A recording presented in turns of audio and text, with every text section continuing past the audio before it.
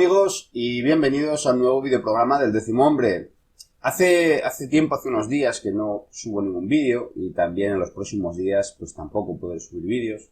Y ya sabéis que esto no es mi trabajo, yo tengo que trabajar y tengo familia y tengo otras muchas cosas que atender y esto lo hago porque me gusta y quiero compartir mis investigaciones con todos vosotros, ¿no? De los temas que trato. Pero bueno, seguiremos manteniendo una línea, algunas veces más, otras veces menos, así que si veis que llevo unos cuantos días sin subir vídeos, no es por nada en particular, simplemente es por falta de tiempo. ¿De qué vamos a hablar hoy? Bueno, como ya sabéis, en este canal tratamos frecuentemente de estas grandes élites, ¿no? De estos poderes ocultos, o no tan ocultos, porque ya cada vez no les importa menos, ¿no? Que sepamos quiénes son. Vamos a hablar de cómo nos están matando lentamente, en esta ocasión, pues con la alimentación, con la comida. Y para ello vamos a reproducir, os voy a leer una entrevista de un prestigioso gastrónomo. Estamos hablando de Rosen Domenech, nacido en 1945, natural de la Cellera de Ter, en Girona. Y este gastrónomo, periodista, además cultivador de tomates, que vive desde hace años en Italia, escribió un libro titulado El trauma de los langostinos tuertos, un nombre curioso, de la editorial Avant, y en este libro pues denuncia a la industria y la incultura alimentaria, ¿no? Y todos estos hábitos que nos inculcan como que son normales, nos ponen etiquetas con un montón de ingredientes que la mitad de ellos ni siquiera sabemos a qué corresponden, pero que cuando nos interesamos por ello y empezamos a mirar qué es lo que son, pues si vamos con esa lista a un supermercado de lo que podemos y lo que no podemos comer, pues saldríamos prácticamente con la cesta vacía, ¿no? Y esto es de lo que nos habla Rosen. Os voy a leer a continuación la entrevista, preguntas y respuestas. Veréis en la pantalla, cambia la imagen para que sepáis quién está preguntando y quién está respondiendo. Y vamos a empezar porque es un poquito largo y tampoco quiero que el vídeo sea demasiado extenso, pero detalla muy bien qué es lo que está pasando y cuáles son los motivos, ¿no? Y vamos a empezar. Empezamos con la pregunta. En su libro asegura que los médicos están observando que los cadáveres humanos ahora tardan mucho en descomponerse. ¿A qué se debe? Es un fenómeno nuevo que me han comentado varios médicos y que aún están estudiando. Están analizando cadáveres y lo que encuentran es que están llenos de antibióticos, de conservantes. ¿Y de dónde sale todo eso? Pues la conclusión es que todo eso viene de las cantidades de antibióticos y conservantes que ingerimos a través de los alimentos que comemos. Muchos de los alimentos que comemos están envenenados.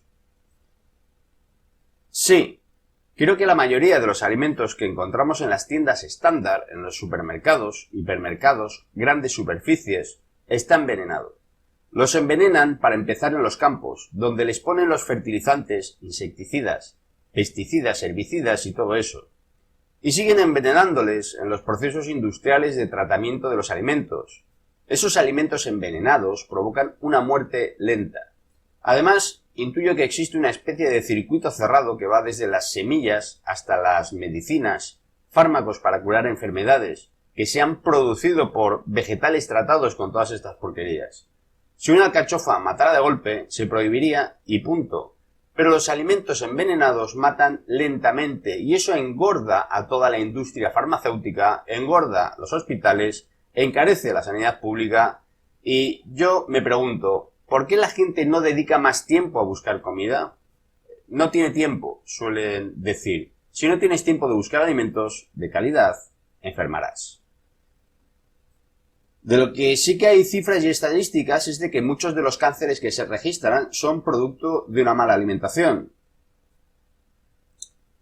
Todos los congresos oncológicos internacionales dan aproximadamente los mismos datos. El 20% de los cánceres son heredados genéticos. Y del otro 80%, la mitad, es decir, un 40%, depende de la contaminación. Y la otra mitad, otro 40%, de los alimentos. El 40% de los cánceres está producido por las porquerías que hay en los alimentos que ingerimos. Hay quien advierte de que muchos jóvenes actuales morirán a una edad más temprana que la de sus padres a causa de la mala alimentación. Sí, lo he oído en varios congresos de médicos y nutricionistas. Los chicos de 15, 20, 25 años, si no han tenido unos padres que les hayan enseñado alimentación, morirán más jóvenes que sus padres. España e Italia son los dos grandes países de la dieta mediterránea de la longevidad. Pero, ¿dónde están en esos dos países los que llegan a 110 años? En los pueblos. No están en el centro de Madrid o de Barcelona. Pero sus hijos, y sobre todo sus nietos, no han aprendido a comer. No tienen ninguna educación alimentaria. La prueba es que Italia y España son los países con más obesos de Europa.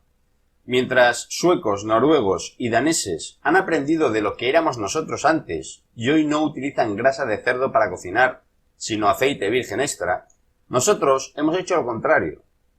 Aquí se venden pastas, sobre todo raviolis, con grasas hidrogenadas, pero la incultura alimentaria es tal que la gente no sabe que eso es grasa animal. Y, sin embargo, la televisión está desde hace años repleta de programas de cocina. Tengo entendido que usted aboga porque se prohíban dichos programas. ¿Por qué? Porque hacen más mal que bien, porque no son educativos, no enseñan a comer sano. Yo he visto algunos de esos programas y utilizan materias primas que no tienen ninguna calidad. Les interesa solo la presentación, el aspecto de un plato.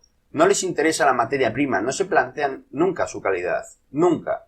De hecho, en el mismo programa de cocina en Turquía, en España, en Francia, se ven los mismos tomates salidos todos de un laboratorio holandés y todos iguales. Habla usted de incultura alimentaria. ¿Eso cómo se corrige? Habría que enseñar cultura alimentaria en las escuelas, ya que las familias se han ido al traste. Los padres trabajan, no tienen tiempo, y al no haber esa transmisión de la cultura alimentaria, los chicos comen como pueden, lo que encuentran. ¿Por qué los alimentos no llevan etiquetas fáciles de entender? Porque si supiéramos lo que llevan muchos alimentos, no los compraríamos y se hundiría el negocio. El problema del etiquetaje de las materias primas y de los alimentos crea muchas guerras en Bruselas, porque eso depende de Bruselas. Por un lado, están las grandes industrias productoras de alimentos y por el otro, los consumidores. Y las grandes industrias pueden hacer un lobby mucho más fuerte que los consumidores. Le pongo un ejemplo. Una salsa de tomate hecha en China es suficiente que llegue a Madrid y una industria de Madrid le ponga la etiqueta para que ya pueda venderse como Made in Spain. A veces, esa salsa de tomate hecha en China llega en contenedores y aquí solo se le añade agua y se envasa y en la etiqueta ya puede poner Made in Spain. Es muy perverso y lo peor es que no se cuenta, no se explica. Los periodistas que están en Bruselas deberían de contar estas cosas. Por no hablar de las patentes. Esa es otra.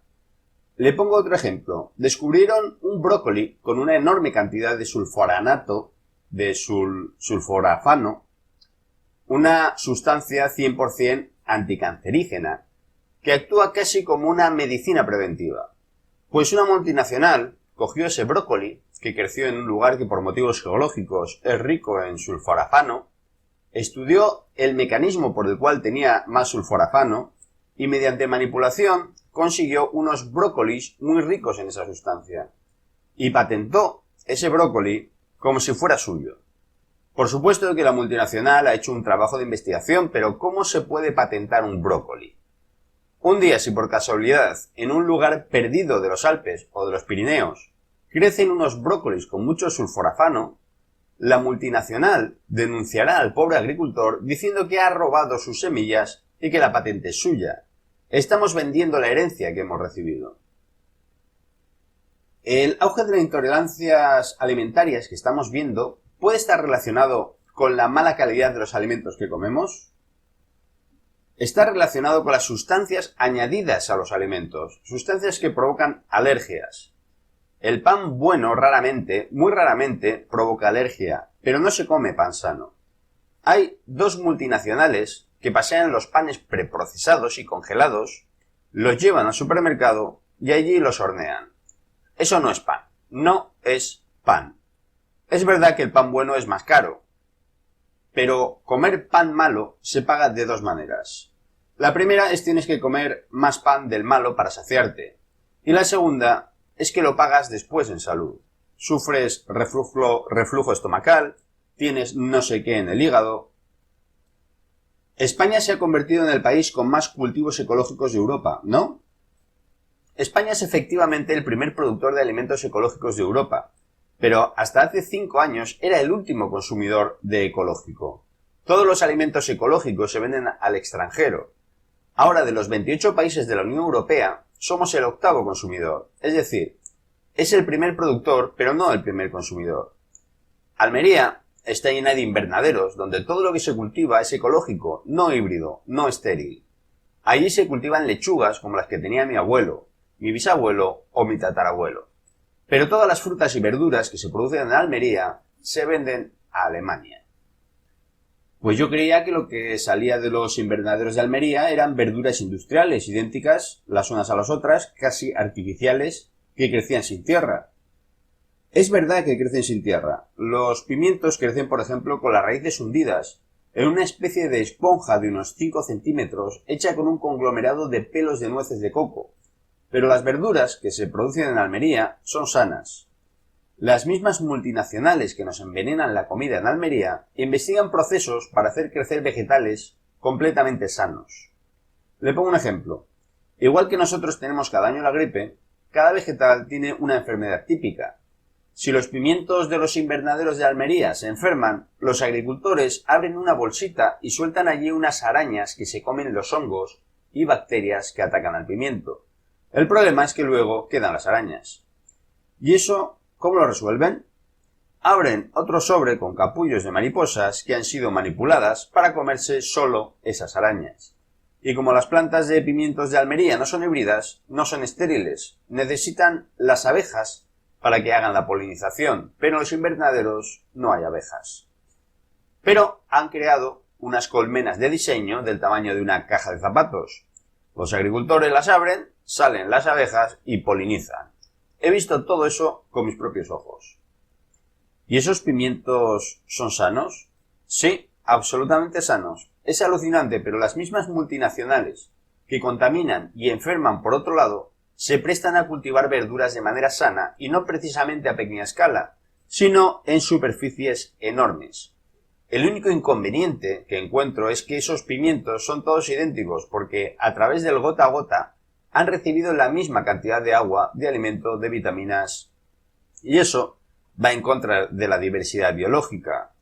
Uno va a ciertos pueblos de Navarra, de Sicilia y de Galicia y se encuentran unos pimientos increíblemente buenos.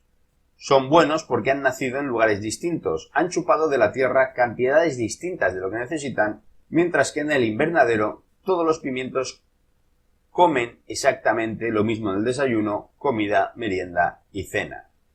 Los pimientos de invernadero no solo son todos idénticos, sino que contribuyen a que desaparezca el pimiento de Navarra, el de Galicia y el de Sicilia, y contra eso hay que luchar. Póngame un ejemplo que explique por qué es importante conservar la biodiversidad. Un agrónomo de la FAO me contó que en Texas, donde hay enormes plantaciones de maíz, ese cereal contrajo una enfermedad y los centros de investigación del estado no conseguían descubrir qué enfermedad era. Enviaron muestras al gobierno federal, pero tampoco dieron con la enfermedad. Llevaron entonces la muestra a la FAO y allí vieron que en Níger o Nigeria, no recuerdo bien, había un maíz que tenía los anticuerpos de esa enfermedad. Si no hubiera existido aquel maíz de toda la vida en Níger o en Nigeria, Texas no habría podido curar la enfermedad de su maíz. Por eso es importante conservar la biodiversidad. En Noruega han enterrado un banco de semillas de todo en el mundo por si hay un cataclismo. Está muy bien, pero eso lo han hecho una docena de multimillonarios del mundo. Tienen debajo del hielo polar ártico semillas de más o menos de todo lo que existe hoy en la Tierra. Pero eso no es de todos, es de esa docena de personas. Su libro se titula El trauma de los langostinos tuertos. ¿Qué trauma es ese? Hace unos 15 años a las pescaderías llegaron unos langostinos descongelados, pero la novedad es que habían sido pescados y congelados inmediatamente.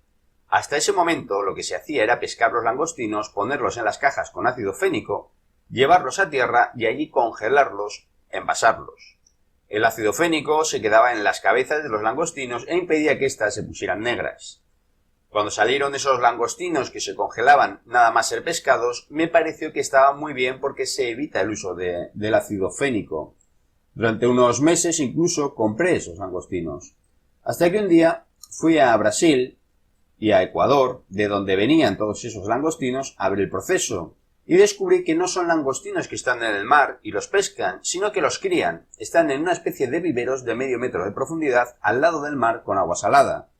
Había kilómetros y kilómetros de viveros y, claro, los dueños no podían arriesgarse a perder la cosecha, así que lo que hacían era darles antibióticos a esos langostinos.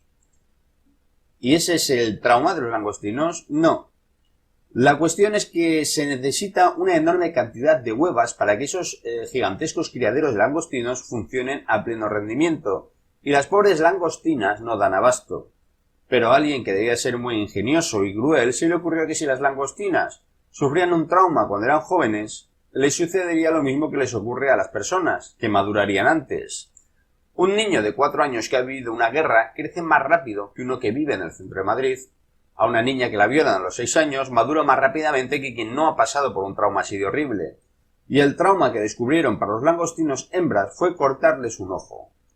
Yo he visto las máquinas por donde pasan continuamente langostinas y se les corta un ojo. Tras sufrir ese trauma, las langostinas crecen rápidamente y ponen huevas antes. ¿Dice usted que las empresas de armas se han reconvertido en empresas de semillas? Así es, yo hace unos años me dediqué a hacer el árbol genealógico, digámoslo así, de las pocas multinacionales de semillas que hay en el mundo. Porque esa es otra. En los años 70, según datos de la Organización de las Naciones Unidas para la Agricultura y la Alimentación, la FAO, había 7.000 industrias de semillas en el mundo. De esas 7.000, ninguna abarcaba más del 1% del mercado internacional. Hoy hay solo 2 o 3, según cómo termine lo de la fusión entre Bayer y Monsanto, que bueno, como ya sabemos cómo ha terminado, y abarcan el 75%, remontándome a sus orígenes. Vi que muchas de esas empresas fabricaban armas. Hoy se necesitan menos fábricas de armas porque hay armas mucho más potentes. Así que las empresas que antes fabricaban armas, ahora fabrican el arma de todas las armas, los alimentos. El que solo 2 o 3 multinacionales controlan el 75% del mercado de las semillas significa que se comen ellas todo el pastel. El negocio no es la concentración, el negocio es hibridar las semillas, esterilizarlas para que sean útiles solo un año y todos los años tengas que comprar la bolsita de semillas. Cuando todavía eran 5 o 6 las multinacionales que había, incluso hubo una que elaboró unas semillas killer, semillas asesinas porque al final del ciclo natural de la planta la semilla se suicidaba. Las prohibieron, pero las multinacionales lo han resuelto de manera similar. Si el tomate, ese híbrido que venden en la tienda de la esquina, lo planto, al año siguiente nacerá, crecerá y dará frutos. Pero cada año los frutos serán más pequeños, más enclenques y más débiles hasta que, al cabo de 3 o 4 años, tendré que volver a comprar las semillas. Eso crea una dependencia y hace además que se pierda la biodiversidad. España e Italia, en los 100 años que van desde 1900 hasta el 2000, han perdido el 75% de su diversidad biológica. Y si se pierde una manzana, desaparece para siempre. No se volverá a tener. Bueno, pues este es un claro ejemplo de una persona normal, un gastrónomo, un escritor, periodista, que trabaja en gastronomía, en este mundo de la alimentación y tiene ojos, simplemente tiene ojos y dice lo que ve, ¿no? Y me parece algo importante que sean los profesionales los que empiecen a darse cuenta, ¿no? Pero claro, luego por otro lado tenemos estas grandes multinacionales con todos sus recursos que muchas veces te hace pensar si todo ese esfuerzo va a llegar a algún sitio, ¿no? Si somos suficientes para que ese cambio de mentalidad se produzca y empecemos a hacer las cosas con un poquito más de sentido común. Pero bueno, ya dicen que el sentido común es el menos común de los sentidos. En fin, amigos, si no os veo hasta en estos días, que supongo que sí, no creo que tarde tanto tiempo en hacer otro vídeo, Pero bueno, les deseo felices fiestas, que también haremos un vídeo sobre qué son estas fiestas en realidad. Intentaremos hacerlo antes de que acabe el año, si el tiempo me lo permite. Y muy bien, pues hemos finalizado este videoprograma del 10º hombre de hoy. Ya sabéis, como siempre, os deseo conocimiento y sabiduría para aplicarlo. Muchas gracias. Hasta muy pronto.